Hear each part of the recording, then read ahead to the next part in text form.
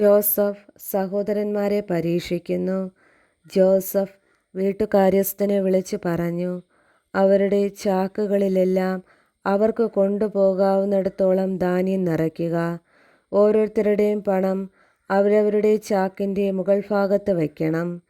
ഇളയവൻ്റെ ചാക്കിൻ്റെ മുകൾ ഭാഗത്ത് ധാന്യവിലയായ പണത്തിൻ്റെ കൂടെ എൻ്റെ വെള്ളിക്കപ്പം വയ്ക്കുക. അവൻ ജോസഫ് പറഞ്ഞതുപോലെ ചെയ്തു. നേരം പുലർന്നപ്പോൾ അവൻ അവരെ തങ്ങളുടെ കഴുതകളോടുകൂടി യാത്രയാക്കി. അവർ നഗരം വിട്ട് അധികം കഴിയും മുൻപ് ജോസഫ് കാര്യസ്ഥനെ വിളിച്ചു പറഞ്ഞു, ഉടനെ അവരുടെ പുറകെ എത്തുക. അവരുടെ അടുത്തെത്തുമ്പോൾ അവരോട് പറയുക, നിങ്ങൾ നന്മയ്ക്ക് പകരം തിന്മ ചെയ്തതെന്തുകൊണ്ട്? നിങ്ങൾ എൻ്റെ വെള്ളിക്കപ്പ് കട്ടെടുത്തതെന്തിന്? ഇതിൽ നിന്നല്ലേ എൻ്റെ യജമാനൻ പാനം ചെയ്യുന്നത്? ഇതുപയോഗിച്ചല്ലേ അദ്ദേഹം പ്രവചനം നടത്തുന്നത്? നിങ്ങൾ ചെയ്തത് തെറ്റായി പോയി. അവരുടെ ഒപ്പം എത്തിയപ്പോൾ അവൻ അവരോട് അപ്രകാരം തന്നെ പറഞ്ഞു. അവർ അവനോട് പറഞ്ഞു, യജമാനൻ എന്താണ് ഇങ്ങനെ സംസാരിക്കുന്നത്? അങ്ങയുടെ ദാസന്മാർ ഇത്തരമൊരു കാര്യം ഒരിക്കലും ചെയ്യാൻ ഇടയാകാതിരിക്കട്ടെ. ഞങ്ങളുടെ ചാക്കിൽ കണ്ട പണം കാനാൻ ദേശത്തു നിന്ന് ഞങ്ങൾ അങ്ങയുടെ അടുത്ത് തിരികെ കൊണ്ടുവന്നല്ലോ. അപ്പോൾ പിന്നെ ഞങ്ങൾ അങ്ങയുടെ യജമാനൻ്റെ വീട്ടിൽ നിന്ന് പൊന്നും വെള്ളിയും മോഷ്ടിക്കുമോ? അത് അങ്ങയുടെ ദാസരിൽ ആരുടെ പക്കൽ കാണുന്നുവോ അവൻ മരിക്കണം. ഞങ്ങളെല്ലാവരും യജമാന് അടിമകളുമായി കൊള്ളാം. അവൻ പറഞ്ഞു, നിങ്ങൾ പറഞ്ഞതുപോലെ ആവട്ടെ.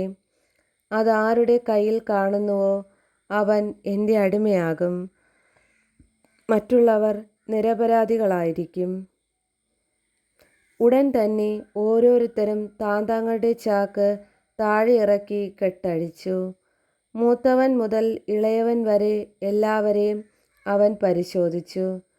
ബെഞ്ചമിൻ്റെ ചാക്കിൽ കപ്പ് കണ്ടെത്തി. അവർ തങ്ങളുടെ വസ്ത്രം വലിച്ചു കീറി. ഓരോരുത്തനും ചുമട് കഴുതപ്പുറത്ത് കയറ്റി പട്ടണത്തിലേക്ക് തന്നെ മടങ്ങി. യൂദായും സഹോദരന്മാരും ജോസഫിൻ്റെ വീട്ടിലെത്തി. അവൻ അപ്പോഴും അവിടെ ഉണ്ടായിരുന്നു. അവർ അവൻ്റെ മുൻപിൽ കമിഴ്ന്നു വീണു. ജോസഫ് അവരോട് ചോദിച്ചു, എന്തു പ്രവൃത്തിയാണ് നിങ്ങൾ ചെയ്തത്? എന്നെപ്പോലെ ഒരുവന് ഊഹിച്ചറിയാൻ കഴിയുമെന്ന് നിങ്ങൾക്കറിഞ്ഞുകൂടെ? യൂദാ അവനോട് പറഞ്ഞു, ഞങ്ങൾ എന്താണ് യജമാനോട് പറയുക? ഞങ്ങൾ നിരപരാധരാണെന്ന് എങ്ങനെ തെളിയിക്കും? ദൈവം അങ്ങയുടെ ദാസരുടെ കുറ്റം കണ്ടുപിടിച്ചിരിക്കുന്നു. ഇതാ, ഞങ്ങൾ അവിടത്തെ അടിമകളാണ്, ഞങ്ങളും കപ്പ് കൈവശമുണ്ടായിരുന്നവനും. എന്നാൽ അവൻ പറഞ്ഞു, ഞാൻ ഒരിക്കലും അങ്ങനെ ചെയ്യുകയില്ല. കപ്പ് കൈവശമിരിക്കുന്നവൻ മാത്രം എനിക്ക് അടിമയായിരുന്നാൽ മതി. മറ്റുള്ളവർക്ക് സമാധാനമായി പിതാവിൻ്റെ അടുത്തേക്ക് പോകാം. അപ്പോൾ യൂദാ അവൻ്റെ അടുത്ത് ചെന്ന് പറഞ്ഞു, എൻ്റെ യജമാനെ ഒരു വാക്കുകൂടി പറഞ്ഞുകൊള്ളട്ടെ. എൻ്റെ നേരെ അങ്ങ് കോപിക്കരുതേ. അങ്ങ് ഫറവോയ്ക്ക് സമനാണല്ലോ. യജമാനായ അങ്ങ് ദാസന്മാരോട്, നിങ്ങൾക്ക് പിതാവോ സഹോദരനോ ഉണ്ടോ എന്ന് ചോദിച്ചു.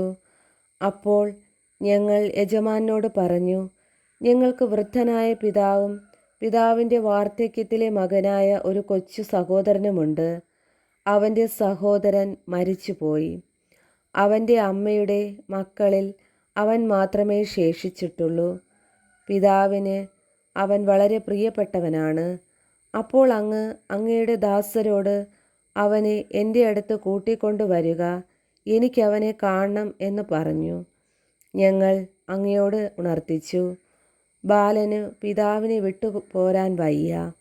കാരണം അവൻ പോന്നാൽ പിതാവ് മരിച്ചു പോകും.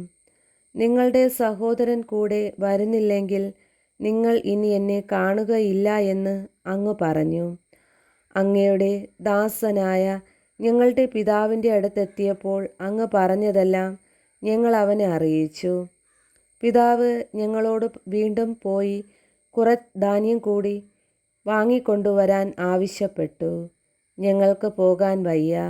എന്നാൽ ഇളയ സഹോദരനെ കൂടി അയക്കുന്ന പക്ഷം ഞങ്ങൾക്ക് പോകാം. ബാലൻ കൂടെയില്ലെങ്കിൽ ഞങ്ങൾക്ക് അവനെ കാണാൻ സാധിക്കുകയില്ല എന്ന് ഞങ്ങൾ പിതാവിനോട് പറഞ്ഞു. അപ്പോൾ അങ്ങയുടെ ദാസനായ ഞങ്ങളുടെ പിതാവ് പറഞ്ഞു, എൻ്റെ ഭാര്യ 2 പുത്രന്മാരെ എനിക്ക് നൽകിയെന്ന് നിങ്ങൾക്കറിയാമല്ലോ. ഒരുവൻ എന്നെ വിട്ടുപോയി. അപ്പോൾ ഞാൻ പറഞ്ഞു, തീർച്ചയായും അവനെ വന്യമൃഗം ചീന്തിക്കേറിക്കാണും. പിന്നെ അവനെ ഞാൻ കണ്ടിട്ടില്ല. ഇവനെ കൊണ്ടുപോയിട്ട് ഇവൻ എന്തെങ്കിലും പിണഞ്ഞാൽ വൃദ്ധനായ എന്നെ ദുഃഖത്തോടെ നിങ്ങൾ പാതാളത്തിലാഴ്ത്തുകയായിരിക്കും ചെയ്യുക. അവൻ്റെ ജീവൻ ബാലൻ്റെ ജീവനുമായി ബന്ധപ്പെട്ടിരിക്കുന്നത് കൊണ്ട് ഞാൻ അവനെ കൂടാതെ പിതാവിൻ്റെ അടുത്ത് ചെന്നാൽ ബാലൻ ഇല്ലെന്ന് കാണുമ്പോൾ അവൻ മരിക്കും. വൃദ്ധനായ പിതാവിനെ ദുഃഖത്തോടെ ഞങ്ങൾ പാതാളത്തിലാഴ്ത്തുകയായിരിക്കും ചെയ്യുക. കൂടാതെ ഞാൻ അവനെ അങ്ങയുടെ പക്കൽ തിരിച്ചെത്തിക്കുന്നില്ലെങ്കിൽ ജീവിതകാലം മുഴുവൻ ഞാൻ അങ്ങയുടെ സമക്ഷം കുറ്റക്കാരനായിരിക്കും എന്ന് പറഞ്ഞ് അങ്ങയുടെ ദാസനായി ഞാൻ ബാലനെക്കുറിച്ച് പിതാവിൻ്റെ മുൻപിൽ ഉത്തരവാദിത്വം ഏറ്റെടുക്കുകയും ചെയ്തിട്ടുണ്ട്. അതിനാൽ ബാലന് പകരം അങ്ങയുടെ അടിമയായി നിൽക്കാൻ എന്നെ അനുവദിക്കണമെന്ന് ഞാൻ അപേക്ഷിക്കുന്നു. ബാലൻ സഹോദരന്മാരുടെ കൂടെ തിരിച്ചു പോയിക്കൊള്ളട്ടെ. അവനെ കൂടാതെ ഞാൻ എങ്ങനെ പിതാവിൻ്റെ അടുത്ത് ചെല്ലും? അവന് സംഭവിക്കുന്ന ദുരന്തം ഞാൻ എങ്ങനെ സഹിക്കും?